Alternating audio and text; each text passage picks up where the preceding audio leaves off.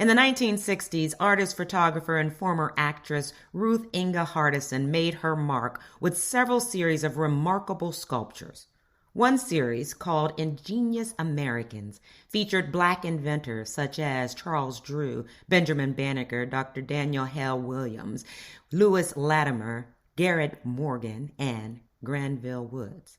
Another popular series entitled Negro Giants in History included Harriet Tubman, George Washington Carver, W.E.B. Du Bois, and Paul Robeson.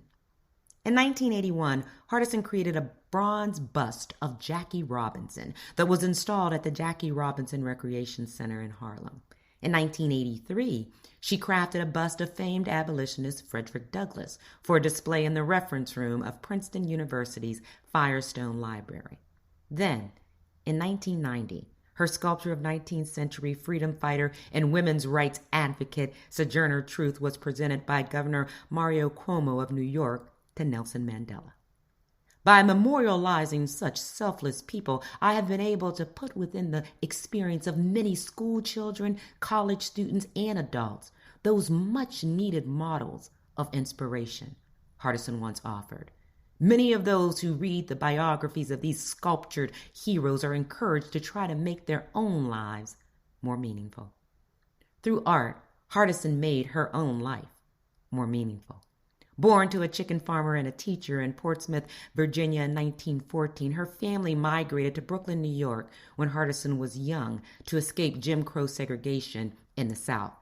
Upon graduating from girls' high school, the multi-talented youth began photography, modeling, and acting, landing a number of roles, including one as Topsy in Sweet River, a 1936 Broadway adaptation of Uncle Tom's Cabin. While on Broadway, Hardison began sculpting as a hobby, even producing a model of the cast from What a Life, the popular play she performed in.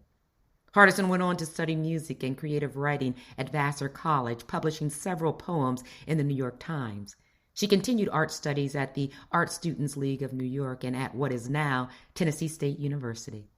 In the 1940s and 50s, Hardison worked as a photographer, taking images of such iconic figures as First Lady Eleanor Roosevelt, Paul Robeson, and Ethiopian monarch Haile Selassie. With the advent of the civil rights movement, Hardison would play her part, and in the 1960s produced her famous series of sculptures celebrating the contributions of Black historical figures. She would also co-found and participate as the only female member of the Black Academy of Arts and Letters in 1969, an organization promoting awareness of Black artistic achievement. Despite her popularity as a sculptor of famous figures like Robinson and Douglass, Hardison also produced Our Folks, a collection featuring sculpted portraits of everyday people. The multi-talented Ruth Inge Hardison died in 2016 at the age of 102. BAIA Bits are produced in part by the generous support of our Patreon members, with a special shout out to Zadik and Voltaire.